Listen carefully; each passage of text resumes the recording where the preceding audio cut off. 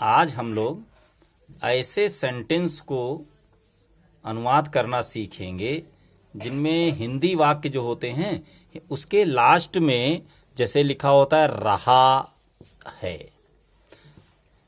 रही, रहे, ये लिखा हो और उसके बाद में हैं या है या हूं, इस तरीके से जो शब्द लिखे होते हैं वो हम लोग आज उसे ट्रांसलेट करना सीखेंगे। इसके पहले एक वीडियो में मैंने बताया हुआ है जिसमें इज एम आर का प्रयोग तो है वही चीज, इज एम आर का प्रयोग है, लेकिन पहले जो सेंटेंस होते थे, जो वाक्य थे हिंदी, उसमें कोई कार्य नहीं हो रहा था। लेकिन आज जो हम बताने जा रहे हैं सब में एक कार्य हो रहा है, एक वर्क हो रहा है, सब में वर्ब है। तो ऐसे सेंटेंस तीन टाइप के होते हैं। जैसे एक सेंटेंस होता है साधारण वाक्य, सिंपल सेंटेंस कहते हैं, जिसे सीता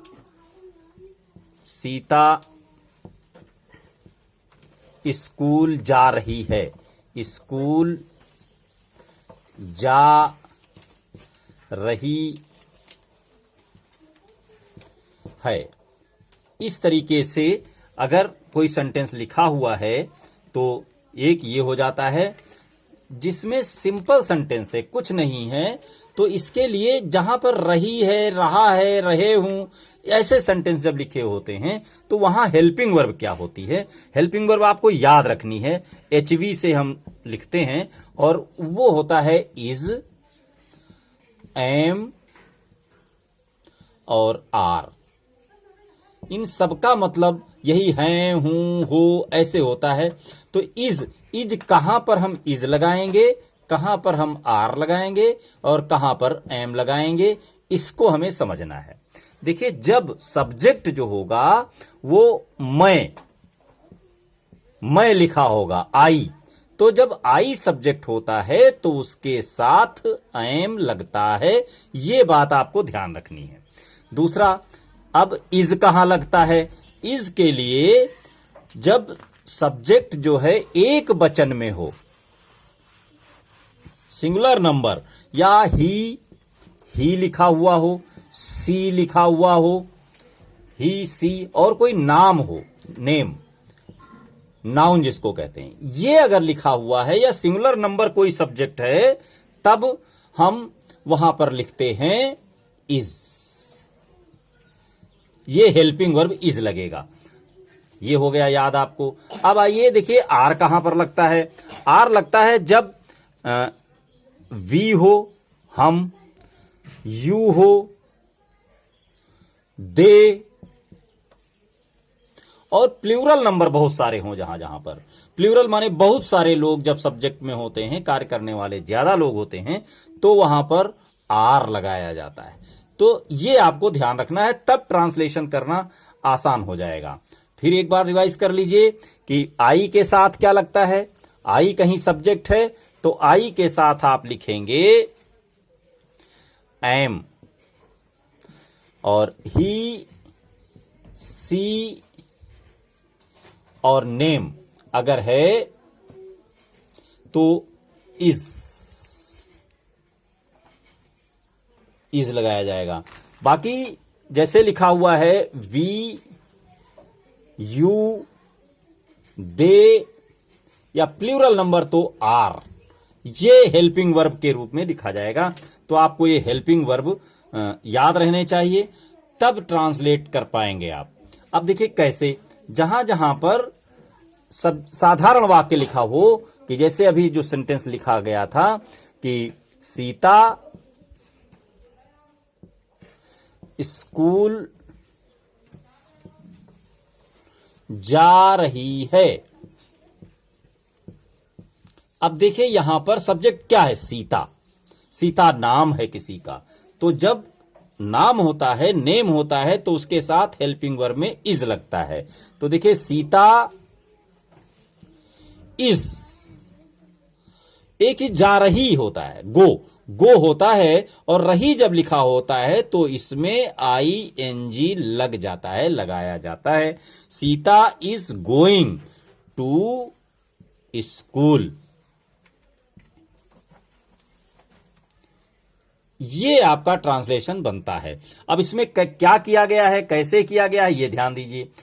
सबसे पहले सब्जेक्ट लिखा गया है, फिर उसके बाद हेल्पिंग वर्ब है।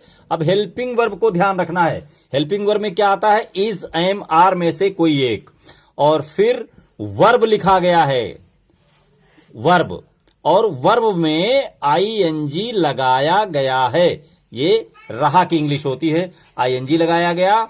उसके बाद अब ऑब्जेक्ट लिखा गया है, ऑब्जेक्ट जो बचा हुआ पार्ट है वो सब इसमें फिर बाद में लिख दिया जाता है। ये साधारण वाक्य है, सिंपल सेंटेंस है, अफर्मेटिव सेंटेंस है।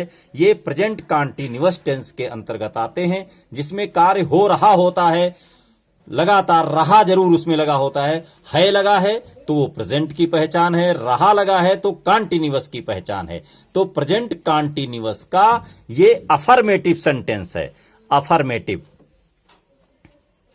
अफर्मेटिव का मतलब होता है साधारण वाक्य, ना तो उसमें इनकार किया गया है और ना ही कोई क्वेश्चन पूछा गया है और ना ही कुछ बताया गया है इस तरीके का, तो उसको हम अफर्मेटिव सेंटेंस कहते हैं। और अफर्मेटिव सेंटेंस के लिए ये लाइन आपको याद रखनी है। अब दूसरा सेंटेंस देख लीजिए, जिसमें लिखा हो सीता स्कूल नहीं जा रही है। अब यही सेंटेंस है जैसे, तो यहां देखिए सीता स्कूल नहीं जा रही है, अभी तक क्या था, जा रही है, अब नहीं जा रही है। नहीं, और नहीं देख करके आपको अंदाजा लगेगा कि ये निगेटिव है, इनकार करता है।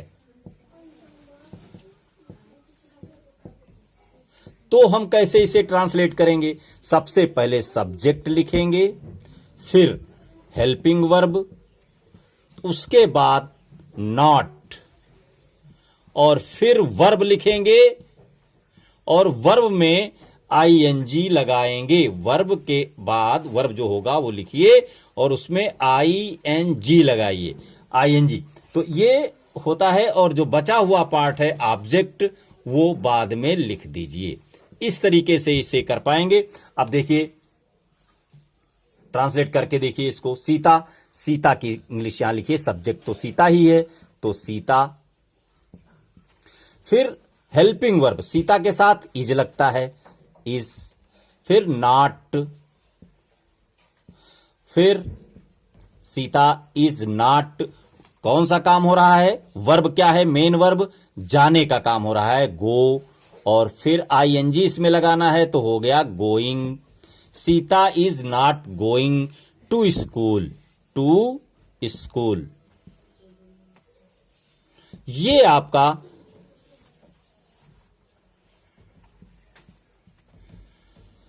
निगेटिव सेंटेंस बन गया।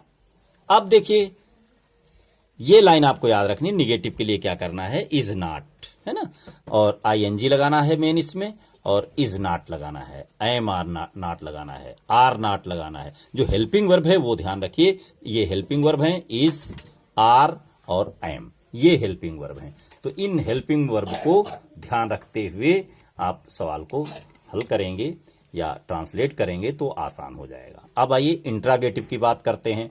जो इंट्रागेटिव सेंटेंस हैं उनमें क्या होता है, इंट्रागेटिव सेंटेंस दो टाइप का होता है। एक ऐसा सेंटेंस होता है जिसमें क्या पहले लिखा होता है, और एक ऐसा होता है जिसमें क्या बीच में लिखा होता है। तो जिन सेंटेंस में क्या पहले लिखा हुआ है उसे हम कैसे ट्रांसलेट करेंगे ये देखना है पहले। जैसे क्या वे स्कूल जा रहे हैं, जा रहे हैं, ये लिखा हुआ है मान लीजिए। अब ये क्या है, तो क्या जब सबसे पहले लिखा होता है तो क्या नियम होता है, तो क्या होता है कि हम सबसे पहले हेल्पिंग वर्ब लिखते हैं। हेल्पिंग वर्ब का मतलब इज, एम, आर में से एक, जो इसके सब्जेक्ट के साथ मैच करता हो, जो लगाया जाता है नियम के अनुसार। उसके बाद हम सब्जेक्ट लिख देते हैं, फिर वर्ब लिखते हैं और वर्ब में आईएनजी लगाते हैं, और फिर ऑब्जेक्ट लिखते हैं। बस यही करना होता है। अब इसमें देखिए क्या वे सब्जेक्ट है और वे के साथ क्या लगता है, देखिए आर लगता है। तो अगर आर लगता है तो आर पहले और पहला लेटर कैपिटल होता है आर, फिर दे, आर दे, ये सब्जेक्ट हो गया और ये हेल्पिंग वर्ब हो गया। अब मेन वर्ब क्या है, जाने का काम हो रहा है, गो, और आईएनजी लगाना है तो गोइंग, ये गोइंग हो गया। फिर टू स्कूल, ये आपका क्वेश्चन, यहां क्वेश्चन मार्क लगाना है क्योंकि ये प्रश्न है, क्वेश्चन वाला है। इंट्रागेटिव का ऐसा सेंटेंस है जिसमें क्या सबसे पहले लिखा होता है, तब ऐसा हम सेंटेंस बनाते हैं।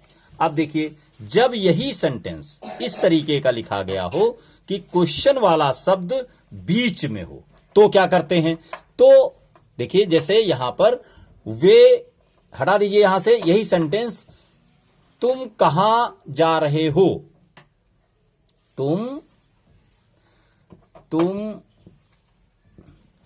कहां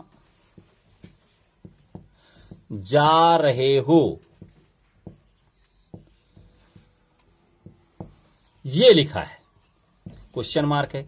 अब इसको बनाने का नियम क्या, देखिए यहां पर चेंज नहीं होना है, यहां पर ऐसे ही रहता है। ये कहां की अंग्रेजी, कहां की इंग्लिश सबसे पहले आ जाती है और इसको कहते हैं आप क्वेश्चन वर्ड कह सकते हैं कि जो क्वेश्चन वाला शब्द था उसकी इंग्लिश सबसे पहले लिखी जाती है। तो ये क्वेश्चन और डब्ल्यू लिख लीजिए, क्वेश्चन वाला वर्ड पहले लिखिए और फिर सारा वैसे ही क्वेश्चन वाला शब्द लिखने के बाद हम हेल्पिंग वर्ब लगाते हैं। बहुत ध्यान से देखिएगा, गलत ना होने पाए तुम्हारा, कि क्वेश्चन वर्ड लिखने के बाद हेल्पिंग वर्ब लगाते हैं। तो क्वेश्चन वर्ड कहां, कहां को क्या कहते हैं इंग्लिश में, वेयर, WHERE, वेयर।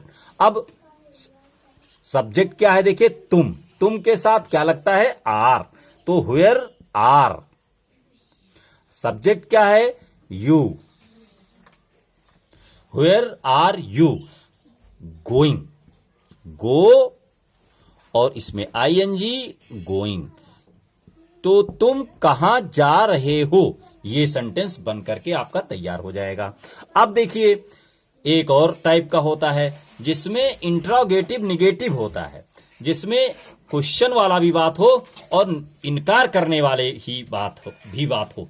तब क्या करते हैं, देखिए जैसे अब एक सेंटेंस लीजिए, तुम क्यों नहीं पढ़ रहे हो, तुम क्यों नहीं पढ़ रहे हो। अब देखिए यहां पर रहे हो है तो इज एमआर हो जाएगा और फिर इसका नियम क्या बनेगा, क्यों भी है और नहीं भी है।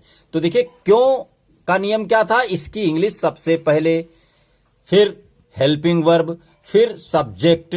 अब ये नॉट भी लगाना है तो सब्जेक्ट के बाद नॉट लगेगा, सब्जेक्ट उसके बाद यहां पर नॉट, फिर वर्ब, और इसमें ING। और अगर कुछ जो बचता हुआ पार्ट है वो ऑब्जेक्ट कहलाता है, वो सबसे लास्ट में हम लिख देते हैं। इस तरीके से पूरा सेंटेंस आप कंप्लीट कर पाएंगे।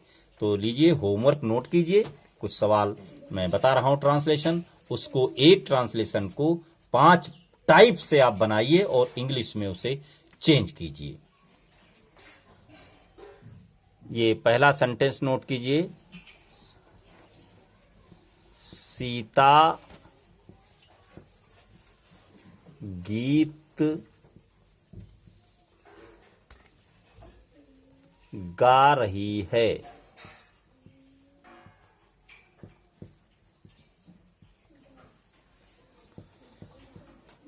ये सेंटेंस है, इसके 4 पार्ट और बनाने होंगे। ये उसके बाद लिखेंगे सीता गीत नहीं गा रही है, फिर क्या सीता गीत गा रही है, फिर सीता गीत क्यों गा रही है, फिर सीता गीत क्यों नहीं गा रही है। इस तरीके से 4 सेंटेंस और बन जाएंगे। और फिर अगले 6 नंबर पर आप लिखिए, वे पुस्तक पढ़ रहे हैं। पढ़ रहे हैं। अब इसके भी इसी तरीके से 5 सेंटेंस बनेंगे। अगला 11 नंबर पर जो आएगा वो लिखिए, तुम पाठ याद कर रहे हो।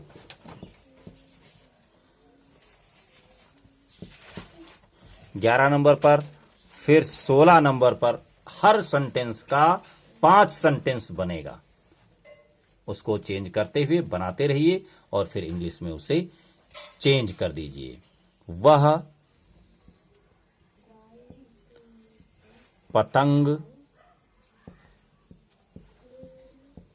उड़ा रही है। उड़ा रही है। वह पतंग उड़ा रही है। इस तरीके से 20 सेंटेंस आप हिंदी के लिख लेंगे। फिर उसको नियमों का पालन करते हुए, हेल्पिंग वर्ब का याद रखते हुए, फिर आप इंग्लिश में उसे चेंज कर दें। तो देखिए कितनी आसानी से रोज थोड़ा थोड़ा करके अगर सीखते रहे तो एक दिन बहुत कुछ सीख जाएंगे। चैनल को सब्सक्राइब कर लीजिए, अपने दोस्तों को भी बताइए, शेयर कीजिए कि वो भी इसे देखें और सब कुछ धीरे धीरे करके आप सीख जाएंगे। धन्यवाद।